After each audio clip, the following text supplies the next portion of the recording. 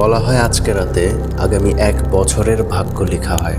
ফেরেশতাদের হাতে থাকে নতুন খাতা, আর কলমে থাকে এমন কালি যা একবার শুকিয়ে গেলে আর মোছা যায় না।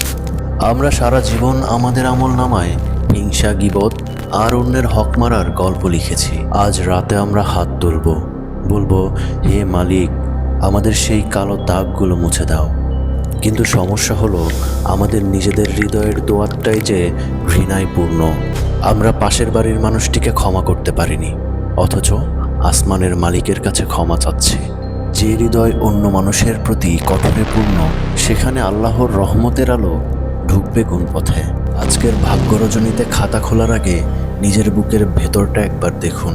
যদি সেখানে কারো জন্য রাগ পুষে রাখা থাকে, তাকে আগে ক্ষমা করুন। নিজের হৃদয়টা আগে খালি করুন, তবেই না সেখানে ক্ষমার নতুন কালি ভরবে।